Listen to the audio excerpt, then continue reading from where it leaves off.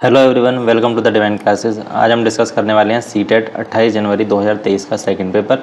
तो चलिए स्टार्ट करते हैं। फर्स्ट क्वेश्चन,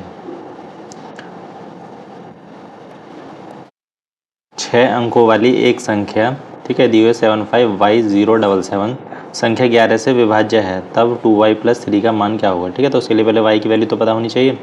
तो y की वैल्यू कहाँ से पता चलेगी, इससे नंबर से पता चलेगी 75y077। ठीक है, और हमें क्या दिया कि ये नंबर जो है 11 से डिविजिबल है। ठीक है, तो 11 से डिविजिबिलिटी का क्या रूल है, फिर उसके ऑड प्लेस पर डिजिट्स हैं उनका सम, और जो इवन प्लेस पर डिजिट है उनका सम। ठीक है, वो क्या होना चाहिए, या तो 0 होना चाहिए या ऐसा नंबर होना चाहिए जो 11 से डिविजिबल हो, जैसे 11, 22, 33 इस तरीके से। तो इनको ऑड प्लेस पर 7 + y + 7 तो हो जाएगा 14 + y, और एक 5 + 0 + 7 तो हो जाएगा 12। ठीक है, तो ये नंबर ही बड़ा होगा ऑड प्लेस वाला, तो इसमें से इसको माइनस करेंगे तो कितना आ जाएगा 14 में से 12 माइनस करेंगे 2 + y। ठीक है, y क्या है यहाँ पर, एक डिजिट है, मतलब डिजिट मतलब 0, 1, 2, 3, 4, 5 इस तरीके से कोई भी एक डिजिट है, 6, 7, 8 और 9। ठीक है, अगर इसमें 2+ ऐड करेंगे तो 2, 3, 4, 5, 6, 7, 8, 9, 10 और 11। ठीक है, अब यहाँ पर 0 तो बन नहीं रहा। ठीक है, 0 तो बन नहीं रहा, 0 के अलावा 11, 22, 33 में से क्या बन रहा है, ये बन रहा है 11। ठीक है, जो 11 से डिविजिबल हो जाएगा, तो y की वैल्यू क्या हो जाएगी 9। ठीक है, y की वैल्यू 9 हो जाएगी, तो इसे यहाँ पुट कर देंगे 2y + 3। ठीक है, तो 2 × 9 + 3, 9 2 18 + 3 = 21। 21 मतलब ऑप्शन डी सही हो जाएगा। नेक्स्ट,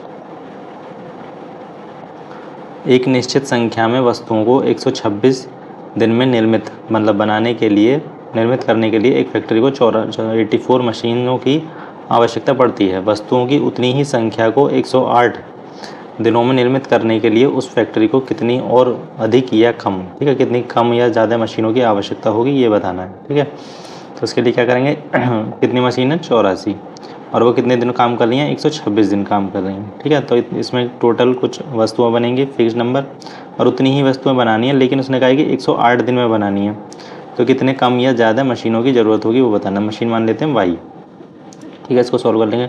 12 7 = 84, 12 9 ज़ा, और 9 से इसे कैंसिल करेंगे 14 टाइम्स, तो y की वैल्यू कितनी आ जाएगी 14 7 ज़ा 98। ठीक है, 98 मशीनों की ज़रूरत होगी, लेकिन उसने हमसे क्वेश्चन में क्या पूछा, कम या ज़्यादा है। ठीक है, तो पहले कितनी काम कर रही थी 84, और अब कर रही हैं 94 और 98, तो ज़्यादा मशीनें काम कर रही हैं, कितनी ज़्यादा कर रही हैं 14। ठीक है, तो 14 ज़्यादा मशीनों की आवश्यकता होगी, मतलब कि ऑप्शन सी सही हो जाएगा। नेक्स्ट, संख्या 450, 825 और 675 के एलसीएम और एचसीएफ का अंतर। ठीक है, एलसीएम और एचसीएफ दोनों निकालने हैं, तो इसके प्राइम फैक्टराइजेशन कर लेते हैं तीनों नंबर के। पहले 450 का करते हैं, 450 2 से हो जाएगा, 2 2 2 4 और 2 5 10, और 2 से नहीं होगा 3 से होगा, 3 7 21, 1 बचेगा, 3 5 15, 7 और 5 12, 3 से हो जाएगा, 3 से 25 टाइम, अभी 3 से नहीं होगा 5 से होगा, 5 5 5 1। तो इसका क्या आ गया 450 का 2 × 3 × 3 × 5 × 5। ठीक है, अब करते हैं इसके बाद 825, 8 2 10 और 5 15, तो 3 से हो जाएगा ये, 3 दूनी 6 बचा 2, 22 3 7 21, 1 3 5 15, 5 7 12 2 14, 3 से नहीं होगा 5 से होगा, 5 5 25, 2 बचेगा 5 25, फिर 5 से हो जाएगा, 5 से 11 टाइम्स और 11 से 1 टाइम्स, तो 825 को लिख सकते हैं हम 3 × 5 × 5 × 11। ठीक है, उसके बाद 675, 6 7 13 5 18, 3 से डिवाइड हो जाएगा, 3 2 6, 3 2 6, 3 5 जा, उसके बाद 3 से अब भी हो जाएगा 75 टाइम्स, भी हो जाएगा 3 से 25 टाइम्स, 5 से 5 टाइम्स और 5 से 1 टाइम्स, तो 675 को लिख सकते हैं हम 3 × 3 × 3 × 5 × 5। ठीक है, तो HCF कैसे निकालते हैं, जो HCF जो तीनों में कॉमन है वो HCF हो जाएगा। HCF = जो तीनों में कॉमन है 3 3 3, एक तो 3 तीनों में कॉमन है। ठीक है, उसके अलावा 3 इसमें है, इसमें नहीं है, एक 5 5 और 5, एक 5 तीनों में है और दूसरा भी 5 तीनों में है। ठीक है, इसके अलावा 2 इसमें है, इन दोनों में नहीं है, 3 इसमें है और इसमें नहीं है। ठीक है, नीचे वाले में है, और 11 इसमें इन दोनों में नहीं है, तो बस कॉमन तो ये रहेगा, 3 5 15, 15 5 75। ये आ गया HCF। उसके अलावा LCM निकालेंगे। LCM के अंदर जो कॉमन है वो तो आएगा ही, 3 × 5 × 5 मतलब HCF तो आएगा ही। उसके अलावा जो नंबर बचे वो भी आ जाएंगे, ठीक है, जैसे 3 और ये वाला 3, ठीक है, ये वाला 3 और ये 3 इन दोनों में है, तो इसे एक ही बार लेना है, 2 बार नहीं लेना है, ठीक है। उसके अलावा एक 2 बचा, ये 2 आ जाएगा। उसके अलावा 3 बचा, ये आ जाएगा, और एक 11 बचा, ये आ जाएगा। अब इनके मल्टीप्लाई कर लेंगे हमें। इनकी मल्टीप्लाई करेंगे तो कितना आएगा, उससे कर लेते हैं। 3 5 से 15, 15 5 से 75, 75 2 जा 150, 150 और 3 3 जा 9, 9 11 जा 99, तो 99 की मल्टीप्लाई कर लेते हैं 15 में और एक जीरो लगा दें। 9 5 से 45 का 5 कैरी 4, 9 5 से 45 और 4 49, 9 9 5 और 18 का 8, एक 9 4 13 और एक 15, 9 4 13 और एक 14, ठीक है, जीरो ये वाली आ जाएगी, तो आ जाएगा 14,850। अब हमें इन दोनों का अंतर बताना है, तो LCM बड़ा, LCM में से HCF माइनस कर देंगे। 14,850 में से माइनस कर देना 75, 10 में से 5 5, यहाँ बचेगा 4, 14 में 7 7, यहाँ बचेगा 7, 4 1, 14,775।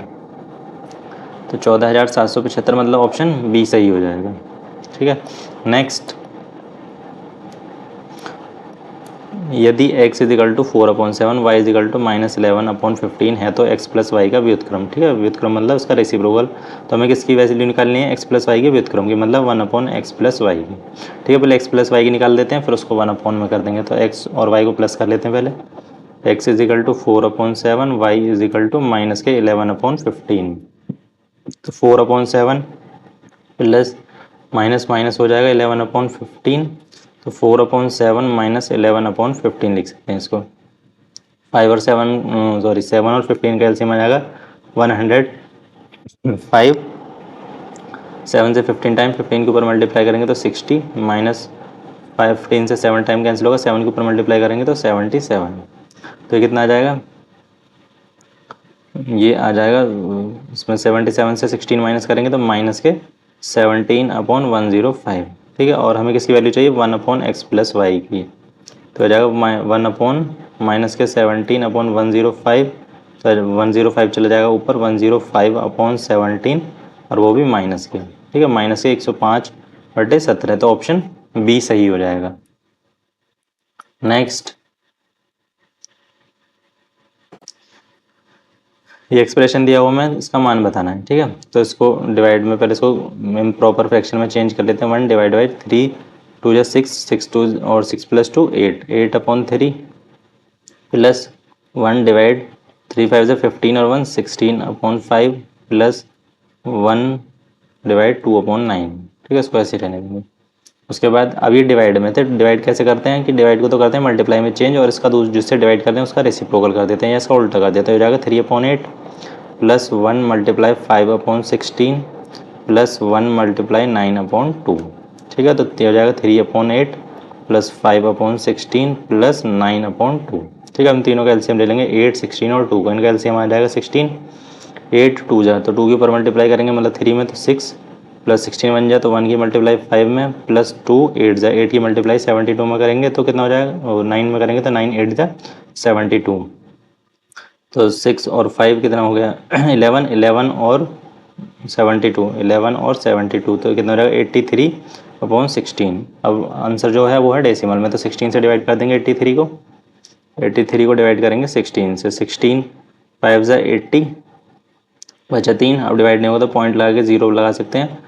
16 1 जा 16, 5.1 अभी 2 ऑप्शन है ऐसे, तो 14 आ जाएगा, ठीक है, 0 लगा लेंगे तो कितना हो जाएगा 16, उसके टेबल में 16 पंजे 80, 16 6 96, 16 7 112, 16 8 128, ठीक है, 128 बार है, ठीक है। तो 1.58 वाला एक ही ऑप्शन है, तो यही इसका सही आंसर हो जाएगा 5.1875। नेक्स्ट, -3/4 की पावर 3 की होल पावर 4 इसके बराबर होगा, ठीक है। जब भी इस तरीके से पावर दी हुई होती है, मतलब पूरे की पावर 4 या पूरे की पावर कुछ भी, जैसे सपोज कि कोई नंबर है, इसकी पावर m है, ठीक है, फिर पूरे की पावर n है, तो यहाँ पर क्या होता है, पावर मल्टीप्लाई में आ जाती है, पावर क्या हो जाएंगे m × n। तो ऐसे करेंगे -3/4 की पावर 3 फिर उसकी पावर 4 है, तो ये दोनों मल्टीप्लाई में आ जाएंगे, तो 3/4 माइनस की पावर 12। ठीक है, अब ये इवन पावर है तो माइनस वाला तो प्लस हो जाएगा, तो इसको हम लिख सकते हैं 3/4 की पावर 12। ठीक है, अगर ऐसे किसी की समझ में नहीं आता तो इस तरीके से सकते हैं -1 की पावर 12 और 3/4 की पावर 12। ठीक है, -1 की पावर 12 मतलब वो पॉजिटिव हो जाएगा, तो 3/4 की पावर 12 आंसर आ जाएगा, तो इसका ऑप्शन डी सही हो जाएगा। नेक्स्ट,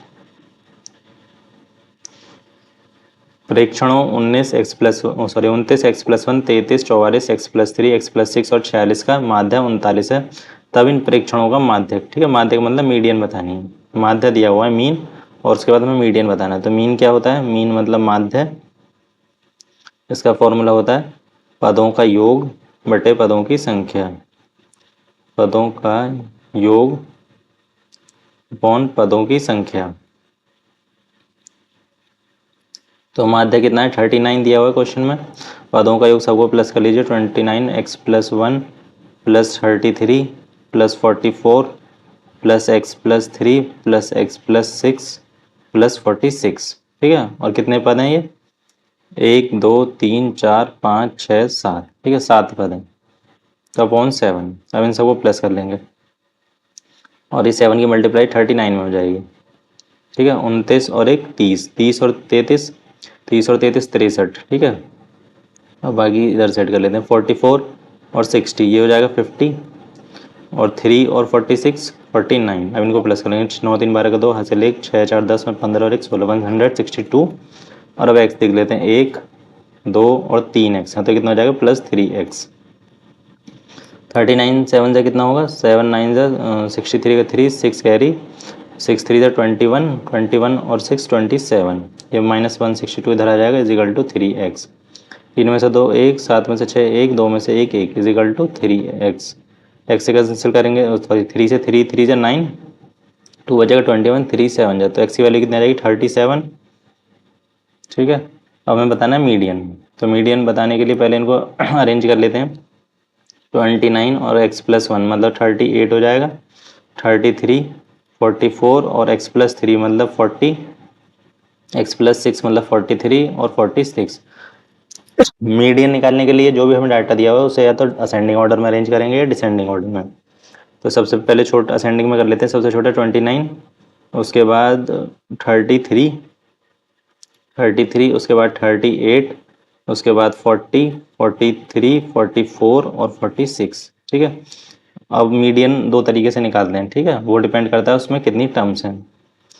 तो अगर n मतलब क्या है, नंबर ऑफ टर्म्स या पदों की संख्या, अगर वो n इवन है, इवन मतलब सम है, तो मीडियन क्या होगा, मीडियन होगा n/2th term plus n/2 plus 1th term upon 2। ठीक है, और अगर n ऑड है तो क्या होगा, n ऑड है तो m मीडियन हो गया होगा n+1/2th टर्म। ठीक है, और यहाँ पर जो हमें क्वेश्चन में कितनी टर्म है, 7 टर्म है, 7 मतलब ऑड, ऑड मतलब कि दूसरा वाला फॉर्मूला लगेगा, तो दूसरा वाला लगाते हैं, तो 7 + 1/2th टर्म, तो कितना हो जाएगा 8/2th टर्म, तो कितना हो जाएगा 4th टर्म। ठीक है, 4th टर्म मतलब 29 30 38 40, तो 44th टर्म है, तो इसका आंसर भी 40 हो जाएगा, ऑप्शन बी सही हो जाएगा। नेक्स्ट, एक्स वाई और जेड तीन प्राकृतिक संख्याएं हैं। ठीक है, प्राकृतिक नेचुरल नंबर हैं, इस प्रकार हैं कि x² + 2xy + y² = 100, y² + 2yz + z² = 256, x² + y² + z² + 2xy 2yz + 2zx = 400, तब yz - x की वैल्यू बतानी है। ठीक है, yz - x की वैल्यू तभी बता पाएंगे जब हमें एक्स वाई और जेड की वैल्यू पता होगी। तो पहले एक्स वाई जेड की वैल्यू निकाल लेते हैं, जो डाटा गिवन इन्फॉर्मेशन हमारे पास। पहली क्या है, x² + 2xy + y² = 100। ठीक है, यहाँ अगर ध्यान से देखेंगे तो ये बन रहा है x + y का होल स्क्वायर = 100, दोनों तरफ स्क्वायर रूट ले लेंगे तो x + y कितना आ जाएगा 10। ठीक है, इस इक्वेशन फर्स्ट मान लेते हैं। दूसरा दिया हुआ y² + 2yz + z² = 256, तो ये किसका फॉर्मूला बन रहा है, ये बन रहा है y + z का होल स्क्वायर, 256, दोनों तरफ स्क्वायर रूट लेंगे तो y + z = 16। ठीक है, 16 का स्क्वायर होता है 256। उसके बाद तीसरा दिया हुआ में x² plus Y square plus Z square plus 2xy plus 2yz plus 2zx equal to 400। ठीक है, अब ये किसका फॉर्मूला बनना है, A square plus B square plus C square plus 2ab plus 2bc plus 2ca, ये हो गया X plus Y plus Z का होल स्क्वायर। ठीक है, तीन का फॉर्मूला इस तरीके से खोलते हैं वो किसके बराबर है 400 के। अब तीनों का दोनों तरफ का स्क्वायर रूट लेंगे तो x plus Y plus z कितना आ जाएगा 20। ठीक है, इक्वेशन थर्ड हो गई। अब यहाँ से हम इन दोनों इक्वेशन तीनों इक्वेशन की हेल्प से एक्स वाई जेड की वैल्यू निकालेंगे। फर्स्ट में देखें एक्स प्लस वाई की वैल्यू कितनी है 10, तो यहाँ पे हम x प्लस वाई की वैल्यू 10 रख देंगे तो 10 plus z is equal to 20। तो z की वैल्यू कितनी रहेगी, इधर जाएगा तो माइनस में 20 माइनस 10 इज इक्वल टू 10। ठीक है, y की वैल्यू सॉरी z की वैल्यू 10 आ गई। अगर z की वैल्यू 10 आ गई तो हम यहाँ पुट कर देंगे z की वैल्यू इज इक्वल टू 16, तो y की वैल्यू कितनी आ जाएगी 6। y की वैल्यू 6 आ गई तो y की वैल्यू यहाँ पुट कर देंगे तो x plus 6 is equal to 10, तो x की वैल्यू कितनी आ जाएगी 4। ठीक है, तीनों की वैल्यू मिल गई। अब हमसे पूछा था वाई जेड माइनस एक्स, तो वाई कितना है 6 इंटू जेड 10 माइनस 4, तो 60 माइनस 4 इज इक्वल टू 56। ठीक है, तो इसका सही आंसर क्या हो जाएगा 56, जो कि ऑप्शन ए में दिया हुआ है, तो ऑप्शन ए करेक्ट हो जाएगा। नेक्स्ट, निम्नलिखित में से कौन सा समीकरण 2x minus 7/2 is equal to minus 4.5 के हल से संतुष्ट करता है। ठीक है, मतलब जो इसका सॉल्यूशन है वो इन चारों में से किसके साथ सेटिस्फाई करता है वो बताना है। तो 2x minus 7/2 is equal to minus के 4.5। पहले इसका सॉल्यूशन तो निकालें, क्रॉस मल्टीप्लाई करेंगे तो 2 इधर जाएगा मल्टीप्लाई में, 2x minus 7 is equal to minus के 9, 4.5 का डबल करेंगे तो 9 हो जाएगा तो 2x इज इक्वल टू ये माइनस 7 जो उधर जाके प्लस 7 हो जाएगा, तो 2x is equal to minus 7 plus 2, तो प्लस सॉरी माइनस के 2 बचेगा, तो x की वैल्यू कितनी आ जाएगी 2 से 2 कैंसिल हो जाएगा, तो x की वैल्यू आ जाएगी माइनस के 1।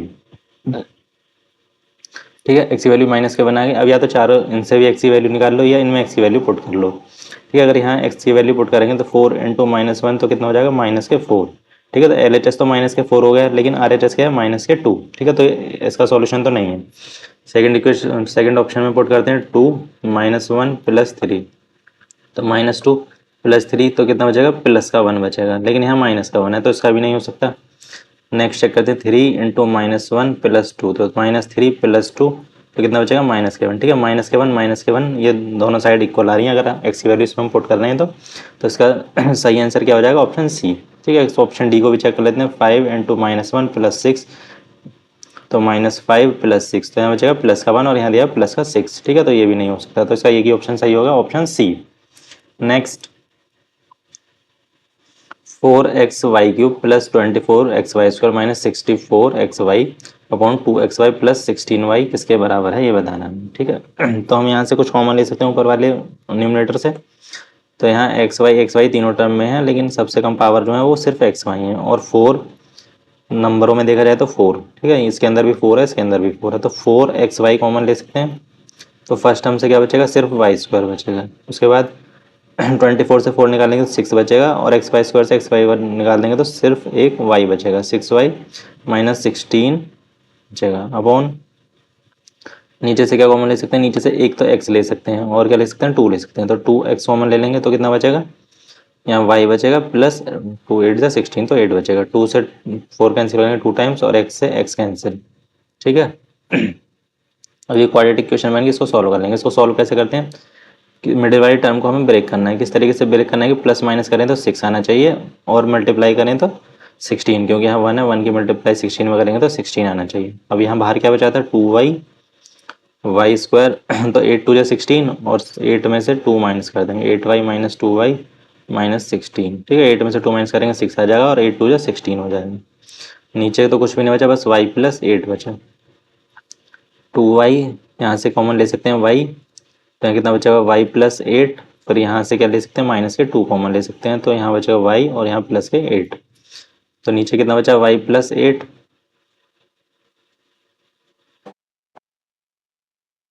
y plus 8। ठीक है, तो इसको इधर लिख लेते हैं 2y, यहाँ भी y प्लस 8 है, यहाँ भी y प्लस 8 है, तो y प्लस 8 दोनों से कॉमन ले सकते हैं, तो यहाँ कितना बचा y और यहाँ बचा माइनस के 2, तो y माइनस के 2 और नीचे बचा y प्लस 8। ठीक है, y प्लस 8 से y प्लस 8 कैंसिल, तो क्या बचा 2y और y माइनस 2। ठीक है, 2y y माइनस 2 मतलब ऑप्शन बी सही हो जाएगा इसका। ठीक है, बस हमने कुछ नहीं किया, इसमें से कॉमन लेकर इसके क्वाड्रेटिक इक्वेशन में इसको फैक्टर किया। फैक्टर करने के बाद एक टर्म कैंसिल हो गई, वाई प्लस एट से वाई प्लस एट, और हमारे पास कितना बच गया 2y y माइनस 2। ठीक है, तो इसलिए इसका ऑप्शन बी सही हो जाएगा। नेक्स्ट, यदि व्यंजक को 5x minus 7y plus 2 into sorry 3y minus 4x plus 2xy और 2x प्लस 3xy माइनस 5 के योग, ठीक है, इन तीनों को तीन टर्म दी हुई हैं, 1 2 और तीसरी ये दी हुई है। ठीक है, इन तीनों को प्लस करते हैं मतलब योग करते हैं इनका, तो इसमें एक्स वाई और एक्स वाई के गुणांक, ठीक है, एक्स का अलग वाई का अलग और एक्स वाई का एक साथ के गुणांक क्रमशः पी क्यू और आर है। मतलब एक्स का गुणांक है पी, वाई का है क्यू और एक्स वाई का है आर। तो हमें बतानी है P plus Q minus R की वैल्यू। ठीक है, तो पहले P plus Q R, P Q और आर की वैल्यू निकालेंगे और फिर इसमें पुट कर देंगे। तो सबसे पहले इनको ऐड करेंगे, ऐड करने पर क्या आएगा वो देखते हैं। 5x minus 7y plus 2 plus 3y minus 4x plus 2xy plus 2x minus 3xy minus 5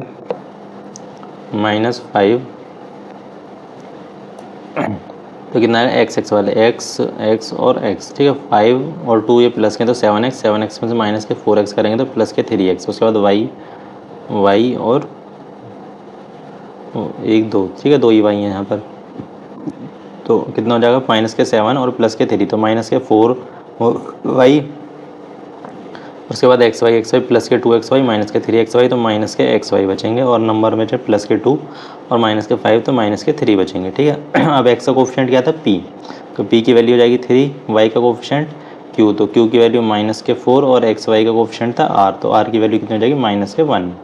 ठीक है, p q r की वैल्यू मिल गई हमें। तो अब हमें क्या पूछा था p plus Q minus R, तो p की वैल्यू कितनी है 3, q की वैल्यू -4 और r की वैल्यू -1, तो -1 3 -4 माइनस माइनस प्लस। ठीक है, तो 3 और 1 प्लस के 4 और ये माइनस के 4 से कैंसिल हो जाएंगे, तो इसकी वैल्यू कितनी आ जाएगी 0। मतलब ऑप्शन बी सही हो जाएगा।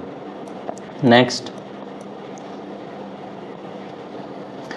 किसी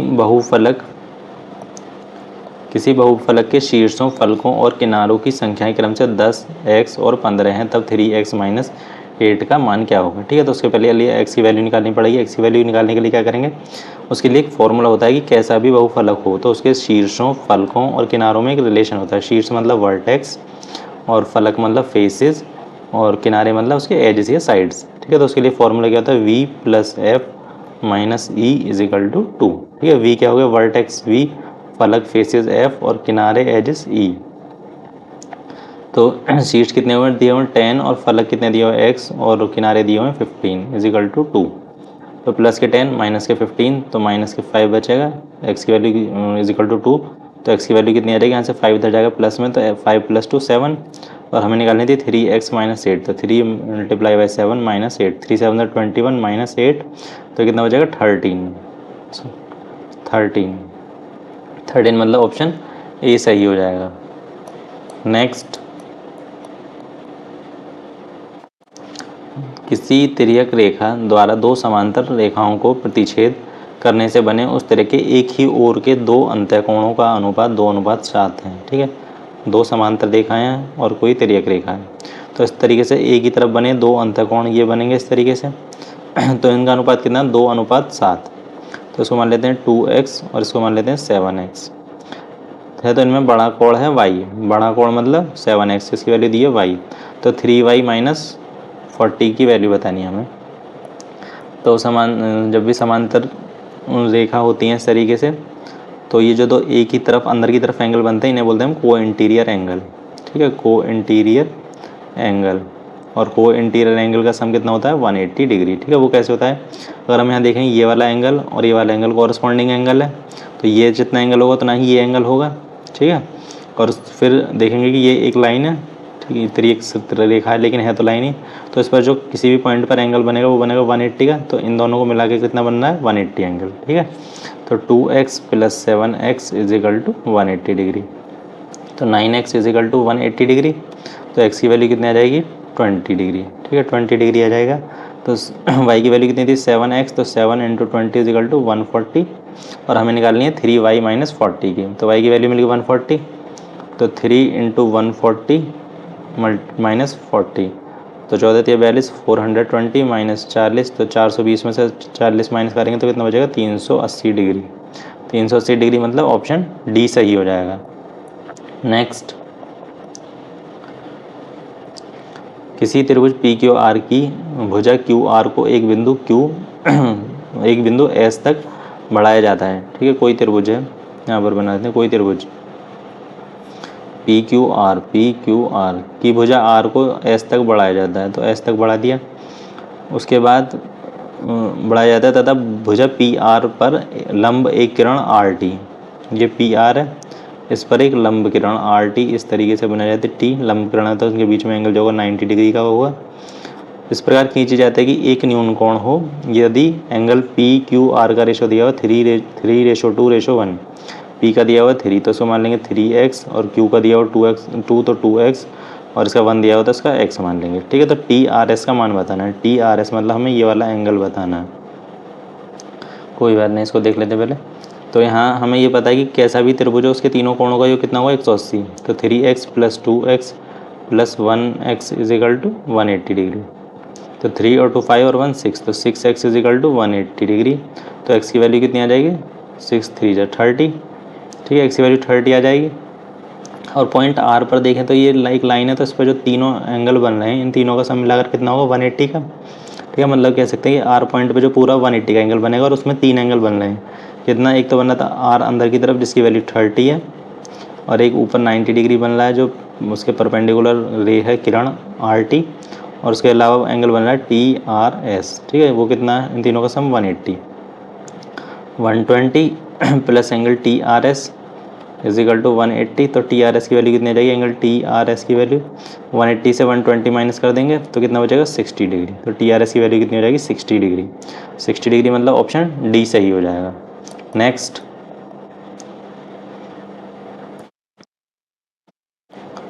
PQRS एक चतुर्भुज है जिसमें PQ = PS और RQ = RS है। यदि PR और QS बिंदु O पर प्रतिच्छेद करते हैं तो निम्नलिखित में से कौन सा कथन सत्य है। ठीक है, पहले देख लेते हैं कि फिगर कैसी बनेगी। एक चतुर्भुज है PQR है जिसमें PQ और PS बराबर हैं। ठीक है, PQ और PS बराबर हैं, ये इसके बराबर है। उसके अलावा RQ और RS, ठीक है, यहाँ कोई पॉइंट ले लें R, तो RQ और RS आपस में बराबर हैं। ठीक है, रहेगी PR और QS एक दूसरे को बिंदु O पर प्रतिच्छेद करते हैं, मतलब कट करते हैं। तो बताना है कि कौन सा सही है। ठीक है, अब ये कैसी शेप है, ये होती है काइट की शेप। ये काइट की शेप में क्या होता है कि जो पास वाली भुजाएं हैं वो बराबर होती हैं, मतलब दो पेयर बराबर होते हैं पास वाले। तो ये ऊपर वाले दोनों बराबर हो गए, नीचे वाले दोनों बराबर हो गए। इसकी और क्या प्रॉपर्टीज़ होती हैं, पहली तो इस साइड की हो गई, ये साइड बराबर होती हैं एडजेसेंट साइड। दूसरा कि जो इनके डायगनल्स हैं वो डायगनल्स एक दूसरे को परपेंडिकुलर कट करते हैं। ठीक है, मतलब एक दूसरे पर लंब है, मतलब ये 90 डिग्री एंगल बनता है इनके बीच में। तीसरा क्या, तो जो अनइक्वल साइड्स हैं जैसे पी क्यू और आर क्यू अनइक्वल हैं तो इनके बीच में जो एंगल ये बनेगा क्यू, और इधर देखेंगे पी एस और क्यू आर, तो इनके बीच में एंगल कौन सा बनना है एस, तो ये दोनों आपस में बराबर होते हैं, एंगल क्यू = एंगल एस। उसके अलावा एक चीज़ और ध्यान रखनी है आपको, क्या कि जो बड़ा वाला एंगल होता है, ठीक है, बड़े वाला डायगोनल, तो सपोज कीजिए पी आर बड़ा है क्यू एस से। ठीक है, पी आर बड़ा है, तो अगर पी आर बड़ा है तो पी आर क्या करेगा, छोटे वाले डायगोनल को दो बराबर भाग में डिवाइड करेगा। अगर पी आर बड़ा है तो क्यू ओ और क्यू एस आपस में बराबर होंगे। ठीक है, मतलब ये वाली साइड इस वाली साइड के बराबर होगी। ओ क्यू बराबर ओ एस जब पी आर बड़ा है क्यू एस से। ठीक है, बड़ा वाला जो विकर्ण है वो छोटे वाले को समद्विभाजित करेगा या बाइसेक्ट करेगा। तो हम यहाँ से कह सकते हैं कि ओ जो है वो मिड पॉइंट है किसका, क्यू एस का। ठीक है, अगर ये कंडीशन है। ठीक है, अगर क्यू एस छोटा है तो वो पी आर का हो जाएगा। अब देख लेते हैं इसमें कौन सी प्रॉपर्टी पूछी है कि पी आर और क्यू एस बराबर हैं। ठीक है, बराबर के बारे में कोई भी इंफॉर्मेशन, मतलब कुछ भी प्रॉपर्टी ऐसी नहीं होती है। नेक्स्ट, पी आर और क्यू एस बराबर हैं। ठीक है, बराबर ही नहीं है तो दूसरी कंडीशन देखने की जरूरत ही नहीं है। थर्ड, पी आर और क्यू एस परस्पर लंब हैं। ठीक है, लंबाई बात तो ठीक है, तथा पी आर का मध्य बिंदु ओ है। ठीक है, लेकिन मध्य बिंदु हम जब भी तो कहेंगे पी आर का मध्य बिंदु जब होगा जबकि क्यू एस बड़ा होगा पी आर से, ठीक है, मतलब क्यू एस बड़ा होगा तो वो पी आर को क्या करेगा, बाइसेक्ट करेगा, तो पी आर का मध्य बिंदु ओ हो जाएगा, ठीक है। तो ये सही तब होगा जब कि इसमें ये कंडीशन और ऐड कर दी जाए, ठीक है। नेक्स्ट और देख लेते हैं, पी आर और क्यू एस परस्पर लंब है तथा क्यू एस का मध्य बिंदु ओ है, ठीक है। परस्पर लंब ये बात ठीक है, लेकिन अगर हम उसे क्यू एस का मध्य बिंदु कब कहेंगे, जबकि पी आर बड़ा होगा क्यू एस से, ठीक है। ये दोनों सही हैं, लेकिन ये आधे अधूरे सही हैं, इनके साथ ये कंडीशन और ऐड करनी पड़ेगी, तब ये दोनों ऑप्शन सही हो जाएंगे, ठीक है। हो सकता है क्वेश्चन में दिया हुआ हो और मिसप्रिंट हो गया हो, तो उसके अकॉर्डिंग देख लेंगे कि कौन सी कंडीशन दी हुई है। तो अगर बस ये देख लेना कि कौन सा छोटा है, ठीक है, जो छोटा है वही बाइसेक्ट होगा और उसी का मिड पॉइंट होगा। अगर यहाँ पी आर छोटा है तो पी आर का मिड पॉइंट ओ हो जाएगा, यहाँ क्यू एस छोटा है तो क्यू एस का मिड पॉइंट ओ हो जाएगा, ठीक है। ये दोनों सही है, लेकिन दोनों के लिए कंडीशन और ऐड करनी होगी। नेक्स्ट, किसी समांतर चतुर्भुज ए बी सी डी के विकर्ण परस्पर बिंदु ओ पर प्रतिच्छेद करते हैं। समांतर चतुर्भुज है कोई, समांतर चतुर्भुज बना लेते हैं ए बी सी डी, ठीक है। तो प्रतिच्छेद करते हैं के विकर्ण, विकर्ण प्रतिच्छेद करते हैं ऊपर ऊपर। तो यदि एंगल ए ओ बी मतलब ये वाला एंगल, ये कितना दिया हुआ है, 70 दिया हुआ है। तो D A C 32, D A सी ये दिया हुआ है 32।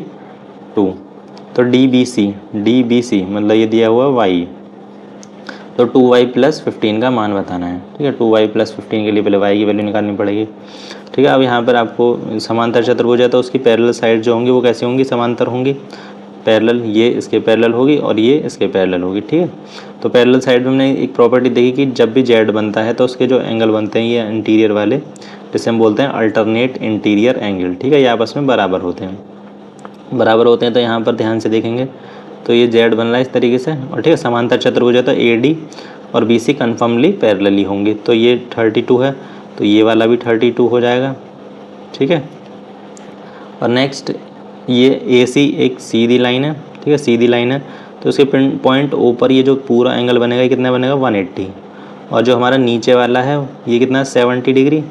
तो ये जो इस वाले ट्राइंगल में बी ओ सी में बनेगा, इसको अलग से बना लेते हैं, बी ओ सी में ये वाला, ठीक है, जो यहाँ पर ये है, ये कितना बनेगा, 110 का, ठीक है, 110 और +70 तभी तो 180 होंगे। और ये हमारे कितना था, 32, और ये है वाई, ठीक है। अब इन तीनों का सम जो होगा, त्रिभुज, ये भी तो एक त्रिभुज है, कैसा भी हो इस बात से कोई फ़र्क नहीं पड़ता, कितना भी छोटा हो या बड़ा हो। तो इन तीनों का सम भी कैसा होगा, 180 होगा, तीनों एंगल का 110 + 32 + y = 180। इनको ऐड करेंगे 142 + y = 180। तो y की वैल्यू कितनी जाएगी, 180, और 142 इसमें से माइनस कर देंगे 8, और यहाँ 7 में से 4 3, तो y की वैल्यू कितनी आ गई, 38। और y की वैल्यू यहाँ पुट कर देंगे,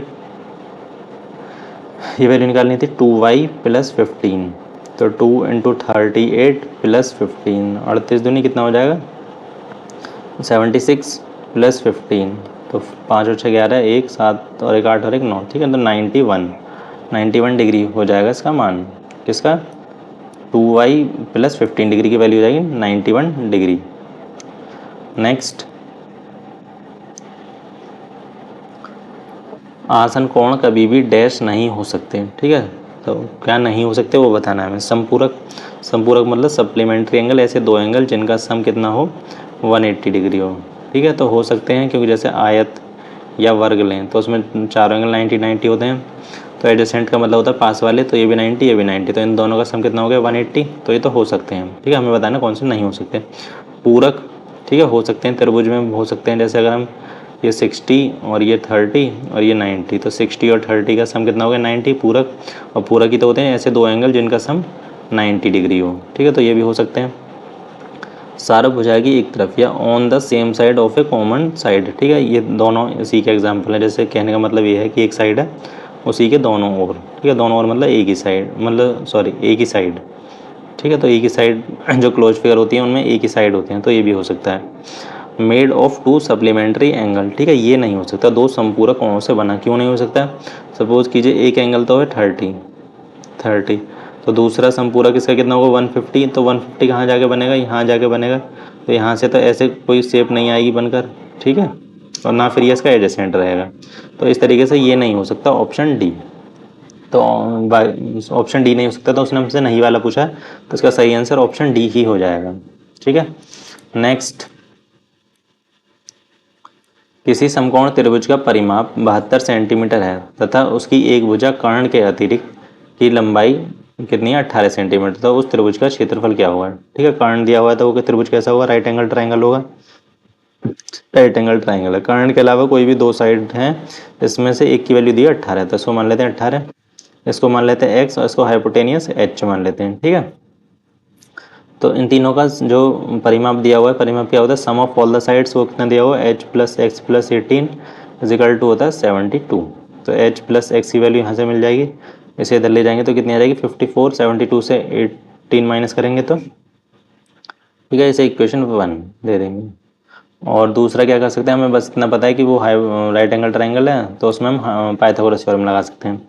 तो पाइथागोरस थ्योरम क्या होती है, हाइपोटेनियस का square is equal to perpendicular, जो यहाँ पर एक्स है, एक्स का स्क्वायर प्लस बेस का स्क्वायर, बेस कितना 18 का स्क्वायर, तो एच एक्स को इधर लेंगे माइनस के एक्स स्क्वायर और 18 का स्क्वायर होता है 324, तो A square plus B minus B square होता है A plus B A minus B, तो एच प्लस एक्स और H minus X equal to 324। H plus x की वैल्यू क्वेश्चन 1 से 54 और H minus X equal to, इसको 324 को 18 multiply by 18 लिख सकते हैं क्योंकि 18 का स्क्वायर था, तो 18 से कैंसिल करेंगे से 3 टाइम्स, 18 3 से 54 और 3 से कैंसिल करेंगे से तो 6, तो एच माइनस एक्स की वैल्यू कितनी आ गई 6। ठीक है, ये सिर्फ हमने इसलिए करा है ताकि हमें इसको कैंसिल आउट करने में आसानी हो जाए। तो एच माइनस एक्स की वैल्यू आ गई 6, तो दो इक्वेशन होगी, दो वेरिएबल हैं, आसानी से सॉल्व कर सकते हैं। ठीक है, इक्वेशन दो, इन दोनों इक्वेशन को ऐड कर दीजिए तो ये प्लस माइनस एक्स दोनों कैंसिल, तो 2h की वैल्यू कितनी आ जाएगी 60 और h की वैल्यू कितनी आ जाएगी 30, h की वैल्यू 30 हो जाएगी, तो यहाँ पुट कर देंगे h plus x is equal to 54, तो x की वैल्यू कितनी हो जाएगी 54 माइनस 30, तो x की वैल्यू कितनी हो जाएगी 24। ठीक है, तीनों की वैल्यू मिली, हमसे पूछा है त्रिभुज का क्षेत्रफल। ठीक है, ये कैसा है, समबाहु, हाँ राइट एंगल ट्राइंगल है, समकोण त्रिभुज, तो इसका क्षेत्रफल क्या होगा 1/2 आधार गुणा ऊंचाई। ठीक है, बेस इंटू हाइट, तो 1/2 और बेस कितना है 18, हाइट कितनी है एक्स, एक्स की वैल्यू कितनी है 24, तो 2 से कैंसिल करेंगे 18 को 9 टाइम्स, तो 24 9 जा कितना होगा 216 सेंटीमीटर स्क्वायर। ठीक है, 216 सेंटीमीटर स्क्वायर इसका आंसर हो जाएगा, मतलब कि ऑप्शन डी सही हो जाएगा। नेक्स्ट, एक त्रिभुज और एक समांतर चतुर्भुज 50 सेंटीमीटर लंबाई वाले समान आधार पर स्थित हैं तथा क्षेत्रफल में बराबर है। ठीक है, दोनों का क्षेत्रफल कैसा है, बराबर है। यदि उस त्रिभुज की अन्य भुजाओं की लंबाइयाँ 14 सेंटीमीटर और 48 सेंटीमीटर हैं तो आधार 50 सेंटीमीटर के समांतर चतुर्भुज की ऊंचाई। ठीक है, तो चतुर्भुज की समांतर चतुर्भुज है उसकी ऊंचाई बतानी है हमें। यहाँ एक तो ये चीज़ दी हुई है कि उनका दोनों का एरिया बराबर है, मतलब ट्राइंगल का एरिया किसके बराबर है, समांतर चतुर्भुज के बराबर है। तो यहाँ पर हमें बताया नहीं कैसा त्रिभुज है, तो हम उसके लिए क्या करेंगे, उसके लिए उसका क्षेत्रफल निकालने के लिए कौन सा फॉर्मूला यूज़ करेंगे, हीरोन्स फार्मूला। वो क्या होता है एस, एस माइनस ए, एस माइनस बी और एस माइनस सी। ठीक है, ए बी सी क्या है इसकी साइड्स और एस क्या है सेमी पैरामीटर, मतलब ए प्लस बी प्लस सी पैरामीटर, और पैरामीटर का हाफ कर देंगे तो सेमी पैरामीटर। और समांतर चतुर्भुज का क्षेत्रफल क्या होता है L इंटू बी। ठीक है, बस हमें यहाँ पे ये ध्यान रखना है कि L इंटू बी होता कैसा है। समांतर चतुर्भुज इस तरीके से होता है, अगर हम बेस इसका ये वाला ले रहे हैं तो ठीक है, इसके कॉरस्पॉन्डिंग हाइट लेंगे, मतलब परपेंडिकुलर वाली डिस्टेंस हाइट। ठीक है, ये तो ये L है तो ये हो जाएगी हाइट। ठीक है, ये वाली हाइट नहीं लेनी है, ठीक है, बिल्कुल सीधी वाली लेनी है, एल्टीट्यूड वाली। तो हमें 50 सेंटीमीटर को बेस मान लेते हैं, ठीक है, क्योंकि उसी के कॉरस्पॉन्डिंग हाइट पूछी है। पहले एस की वैल्यू निकाल लेते हैं, एस की वैल्यू कितनी आएगी 50 प्लस 14 प्लस 48, ये तीन साइड दी हुई हैं 48/2, तो कितना हो जाएगा 14 प्लस 64 और 48, 8 बराबर 2, 6 4 10 और 11, 112/2, तो कितना आ जाएगा 56। एस की वैल्यू आ गई, और इसमें पुट कर देते हैं 56 bracket 56 minus 50, 56 minus 14, 56 minus 48 is equal to l की वैल्यू तो हमें पता है 50 इंटू हाइट एच निकालनी है। तो 56 को तो ऐसे रहने देंगे, 8 इंटू 7 लिख सकते हैं 56 को, और इसमें से 56 से 50 माइनस करेंगे तो कितना बचेगा 6, और 14 माइनस करेंगे तो कितना बचेगा 42, और 56 से माइनस करेंगे 48 तो कितना बचेगा 8 इजिकल टू 15 इंटू एच। ठीक है, अब इसको रूट को सॉल्व कर लेते हैं। वो कैसे करेंगे, इसका फैक्टर कर लेते हैं, एक 8 और एक 8। ठीक है, यहाँ से तो एक 8 बाहर आ जाएगा, एक 8 बाहर आ गया। और इस 42 है ना, तो इसको लिख सकते हैं 6 7 42, एक 7 2 7, इन दोनों 7 से एक 7 बाहर और दो 6 हैं तो इनसे एक 6 बाहर is equal to 50 multiply by h. तो 4 पहले 2 से करेंगे, 2 से कितना कैंसिल हो जाएगा, 2 से हो जाएगा 4 टाइम्स और 2 से 25 टाइम्स। ठीक है, 6 चौक 24 और मल्टीप्लाई बाय 7 और ये 25 आ जाएगा नीचे इजिकल टू एच। तो 24 7 से होता है 168/25 सेंटीमीटर। ये आ गई हाइट 50 सेंटीमीटर के कॉरस्पॉन्डिंग वाली। तो 168/25 मतलब कि ऑप्शन बी सही हो जाएगा। नेक्स्ट, किसी घनाकार बंद डिब्बे के 3 आसन फलकों के क्षेत्रफल क्रमशः 120 सेंटीमीटर स्क्वायर, 60 सेंटीमीटर स्क्वायर और 72 सेंटीमीटर स्क्वायर हैं, तब उस डिब्बे का संपूर्ण पृष्ठीय क्षेत्रफल। ठीक है, तो क्रम से आसन, आसन मतलब पास वाले। ठीक है, तो पास वाले क्या होंगे, 3 L into b, b into h और एच इंटू एल। ठीक है, ये पास वाले होंगे। तो ये कितना आ जाएगा 120, 60 और 70। ठीक है, और ये क्यों होंगे वो भी देख लेते हैं एक बार। इसको घना बना लेते हैं, इस तरीके से होगा। तो ये इसको L मान लेते हैं, इसको B और इसको H। ठीक है, तो एक तो ये हो गया, नीचे की तरफ से देखते हैं। ठीक है, ये क्या होगा, ये होगा L इंटू एच और ये क्या होगा B इंटू एच और एक इसके पास वाला। ठीक है, सामने वाला ये कितना होगा, ये होगा लेंथ, तो लेंथ और L into h, b into h, तो ये होगा L और B। ठीक है, L और B, क्योंकि ये B होगी, ये B है तो ये भी B होगी। ठीक है, तो L इंटू बी। ठीक है, पास वाले होंगे तीनों। तो इस तरीके से हमने ले लिए LB, BH और HL। उसने कहा संपूर्ण पृष्ठीय क्षेत्रफल, घनाभ का संपूर्ण पृष्ठीय क्षेत्रफल क्या होता है, 2LB plus BH plus HL। ठीक है, जो बाकी 3 बचे उनको भी ले लेना है। तो एक LB वाला ही बचा हुआ, एक BH वाला और एक HL वाला। ठीक है, उनको प्लस कर देंगे तो 2 2 हो जाएंगे, सब 2 को बाहर ले लिया। ठीक है, तो इनकी वैल्यू हमें पता है 120 प्लस 60 प्लस 72। तो कितना हो जाएगा 180 प्लस 72, तो कितना हो जाएगा 250, 272 है 72। ठीक है, कितना हो जाएगा, इसको प्लस करेंगे तो 180 प्लस 72 252, 252 और 2 बाहर है। ठीक है, 2 की मल्टीप्लाई करेंगे, 2 2 4, 2 5 10 का 0 कैरी, 2 2 4 और 1 5, तो 504 सेंटीमीटर स्क्वायर। तो उसका संपूर्ण पृष्ठीय क्षेत्रफल कितना हो जाएगा 504 सेंटीमीटर स्क्वायर, मतलब कि ऑप्शन सी सही हो जाएगा। नेक्स्ट, अच्छी प्रकार से फेंटी गई 52 ताश की एक गड्डी में से एक ताश यादृच्छिक रूप से निकाला जाता है। ठीक है, रैंडमली निकाला जाता है, तब न तो वो बादशाह और न ही एक काला कार्ड प्राप्त करने की प्रक्रिया। ठीक है, जो हम कार्ड निकालने, ना तो वो कैसा होना चाहिए, बादशाह होना चाहिए, बादशाह मतलब किंग होना चाहिए, और ना ही वो कोई ब्लैक कार्ड होना चाहिए। तो पहले कार्ड होते कैसे हैं एक बार वो देख लेते हैं, मतलब किस तरीके से होते हैं। टोटल होते हैं 52, इसमें होते हैं 26 वो कैसे डिवाइड होते हैं, ब्लैक और रेड में। ठीक है, फिर रेड, फिर इसमें से भी 2 2 पार्ट होते हैं 13 13 13 के, 13 13 और 13 13। ठीक है, ये 13 कैसे होते हैं, ये एक तो होता है हार्ट। ठीक है, जिसको बोलते हैं ईंट हिंदी में, ईंट। और एक होता है डायमंड, डायमंड जिसे बोलते हैं, नहीं ये हार्ट होता है पान, डायमंड होता है ईंट। ठीक है, उसके बाद होता है क्लब, क्लब जिसको बोलते हैं चिड़ी। और एक होता है हुकुम, हुकुम जिसे इंग्लिश में बोलते हैं स्पेड। अब उस, और ठीक है, तो अब इनके अंदर भी एक किंग, क्वीन, जैक और एस। ठीक है, इसी तरीके से किंग, क्वीन, जैक और एस, एस मतलब इक्का, किंग, क्वीन, जैक और एस। ठीक है, इसमें भी इसी तरीके से 4 होंगे और बाकी 2 से लेके 10 तक होते हैं। ठीक है, 2 से लेके 10 तक 9 नंबर होंगे, 9 और 4 ये हो गए, सभी में 2 से लेके 10 तक नंबर होते हैं, 2 से लेके 10 तक। ठीक है, 2 से लेके 10 तक। और उसके अलावा एक चीज़ और याद रखनी है आपको कि क्या, के, क्यू, जे और ए, ये कैसे कार्ड होते हैं? ये होते हैं ओनर कार्ड, ओनर कार्ड्स, ठीक है। और फेस कार्ड क्या होते हैं? किंग, किंग, क्वीन और जैक, ये कैसे होते हैं? ये होते हैं फेस कार्ड। ये भी आपको ध्यान रखना है, ठीक है। ये तो होगी पूरे कार्ड के बारे में। अब उसने क्वेश्चन में क्या, ना तो वो बादशाह, ना तो किंग होना चाहिए और ना ही कोई काला कार्ड, तो हम इनको ही निकाल देते हैं ताश की गड्डी से, तो इनके अलावा ही निकलेंगे, कोई भी निकलेगा जो भी कार्ड। तो 26 तो ब्लैक होते हैं, तो इन ब्लैक को निकाल दो, ठीक है, पूरे। और उसके अलावा किंग, ठीक है, एक किंग डायमंड में होगा और एक ही किंग हर्ट में होगा, तो इन दो किंग को भी निकाल देते हैं। तो 26 और 2 28 कार्ड तो हम 52 में से निकाल ही देते हैं।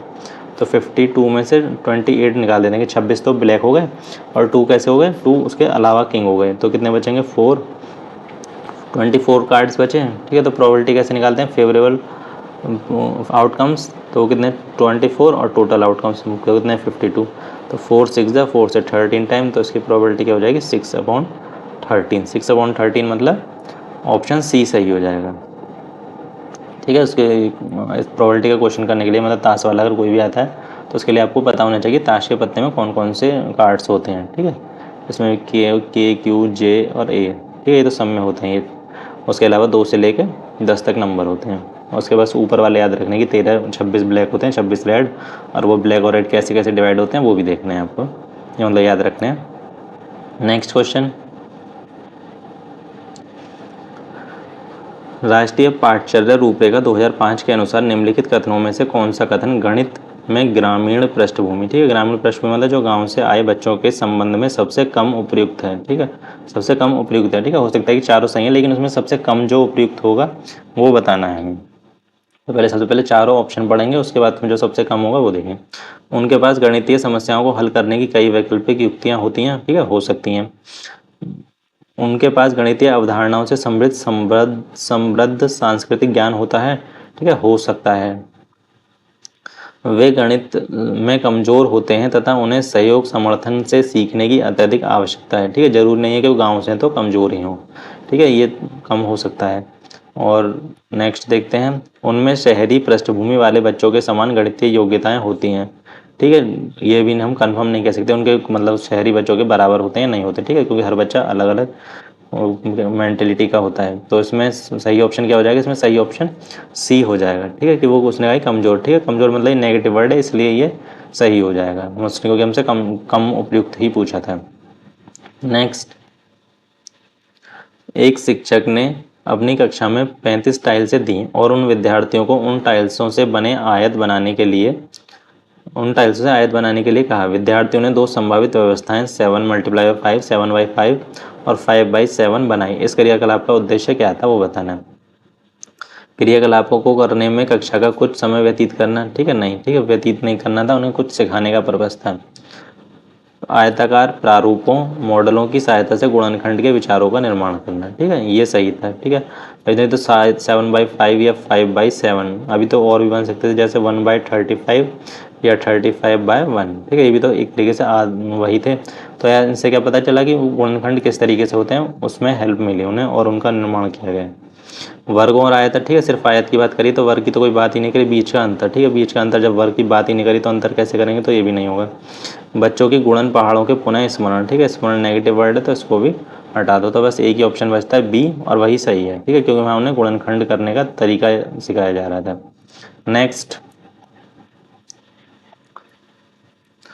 किस प्रकार की गणितीय उत्पत्ति में स्वयं सिद्ध और तर्क का प्रयोग किसी भी कंजेक्चर को प्रमाणित या अप्रमाणित करने में किया जाता है, ठीक है, किसी को तर्क प्रूफ या प्रमाणित या अप्रमाणित कब करेंगे? किसी भी रूल के बेसिस पर। रूल कहाँ बताए जाते हैं? निगमन द्वारा प्रमाण, ठीक है, निगमन में क्या पहले रूल बताए जाते हैं उसके बाद प्रूफ दिया जाता है, तो इसका ऑप्शन सी सही हो जाएगा। नेक्स्ट, 8वीं कक्षा में समान पदों वाली दो द्विपदीय बीजीय व्यंजकों के गुणन के शिक्षक के लिए एक नवीन प्रक्रिया है, ठीक है, वो नवीन प्रक्रिया वो बताना है। गुणन की चरण दर चरण कलन विधि, ठीक है, नहीं है, और जो वो सिखाई जाती है वो किस तरीके से सिखाई जाती है? वो नई विधि इस तरीके से होती है, जैसे हमें 2x + 3y को मल्टीप्लाई करना है 3x + 2y से, ठीक है, तो कैसे करेंगे? 2x 3y पहला, उसके बाद 3x 2y, ठीक है। 3x से 2x करेंगे 6x², फिर 3x से 3y करेंगे तो 9xy, फिर 2x से करेंगे तो यहाँ जाएगा 2x, 2 × 4xy, और फिर इसके इसमें करेंगे तो 2 × 3 = 6y²। ठीक है, इन सबको फिर प्लस कर देंगे तो ये होती है इसकी तरीका, इसे आप बोलते हैं आयत विधि। विधियों के समूह व कुछ उच्च उपलब्धियों वाले छात्रों के साथ बनाना तथा उन्हें अन्य विद्यार्थियों की सहायता करने देना। ठीक है, ये भी नहीं है। नेक्स्ट, एक आयत जिसकी लंबाई व चौड़ाई प्रत्येक बीजीय व्यंजक को दर्शा रही है के क्षेत्रफल की अवधारणा का प्रयोग करें। ठीक है, यही विधि जो हमने अभी देखी वह यही थी। ये इसकी लेंथ हो गई, इसको लेंथ मान लो, ये इसकी विड्थ। ठीक है, हम लेंथ से विड्थ की मल्टीप्लाई कर रहे हैं, मतलब एरिया तो निकाल रहे हैं, क्षेत्रफल। ठीक है, और रेक्टेंगल का एरिया का तो लेंथ इनटू विड्थ, हमने लेंथ की विड्थ में मल्टीप्लाई तो किया यहाँ पर अगर देखें बेसिकली तो इसलिए इसका ऑप्शन सी सही हो जाएगा। नेक्स्ट, संख्याओं पर आधारित पहेलियों के निम्नलिखित में से क्या लाभ हैं? यह गणित को आनंदमयी बनाने में सहायता करता है। ठीक है, सही बात है। यह विद्यार्थियों के में गणित के भय या दुश्चिंता को दूर करने में मदद करता है, ये भी ठीक है। यह गणितीय अवधारणाओं को याद करने में सहायता। ठीक है, याद करना, स्मरण करना नेगेटिव वर्ड है तो ये गलत हो जाएगा। यह कक्षा के समय को प्रभावी रूप से प्रतिबंधित, ठीक है, प्रतिबंधित नहीं करता, ये भी नेगेटिव वर्ड है। तो इसको ए 3 और 4 को हटा दीजिए तो कितना बचा? 1 और 2। 1 और 2 देख लेते हैं किस ऑप्शन में 1 और 2 है, ऑप्शन ए में, तो ऑप्शन ए सही हो जाएगा। नेक्स्ट, उच्च प्राथमिक स्तर पर निम्नलिखित में से कौन सी गणित की एक प्रभावी आकलन युक्ति नहीं है? ठीक है, कौन सी नहीं है वो बताना है। बच्चों द्वारा उनके कक्षा कार्य और गृह कार्य में की गई त्रुटियों का विश्लेषण करना। ठीक है, अपनी गलतियों का विश्लेषण करना। ठीक है, सही बात है, ये तो ठीक है। खुले सिरे वाले रचनात्मक आकलन के नियत कार्यों पर उपयोग करना, ये भी ठीक है। ठीक है, जितने भी ओपन एंडेड फॉर्मेट क्वेश्चंस होते हैं उन पर डिस्कशन करना, वो भी ठीक है, पॉजिटिव है। केवल बहुविकल्पीय प्रश्नों पर आधारित टेस्ट देना क्योंकि उनका आकलन आसान होता है। ठीक है, नहीं, ठीक है, सिर्फ केवल बहुविकल्पीय नहीं करना है, सभी तरीके के क्वेश्चन देने हैं। तो हमसे नहीं वाला पूछा था तो नहीं वाला ऑप्शन सी ही सही हो जाएगा। नेक्स्ट, गणितीय निर्देशन मॉडलिंग दर्शाता है, क्या दर्शाता है वो बताना है। वह प्रक्रिया जिसमें किसी दैनिक जीवन पर आधारित समस्याओं या प्रश्नों को हल करने के लिए गणित के अमूर्त विचारों का प्रयोग किया जाता है। ठीक है, इसका ऑप्शन ए ही सही हो जाता है क्योंकि जो हमारे डेली लाइफ में प्रॉब्लम्स या क्वेश्चन होते हैं उनमें मैथ्स के को शो करना वही मैथ निर्देशन मॉडलिंग को दर्शाता है, तो इसका ऑप्शन ए सही हो जाएगा। नेक्स्ट, राष्ट्रीय पाठ्यचर्या रूपरेखा 2005 के अनुसार निम्नलिखित में से कौन से विद्यार्थियों में गणित के प्रति भय व चिंता के सबसे संभावित कारण हो सकते हैं? ठीक है, भय या चिंता के कौन सा संभावित, ठीक है, संभावित बताना है, एग्जैक्ट नहीं बताना है। अगर कोई पॉसिबिलिटी हो सकती है तो वो भी बताना है।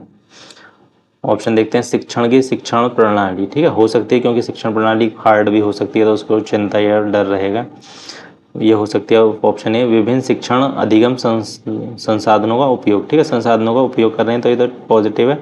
ये उसने पूछा कौन सा, तो ठीक है, ये नहीं हो सकता है। ठीक है, ये तो अच्छी चीज़ है, मतलब उनके लिए हेल्पफुल होगा।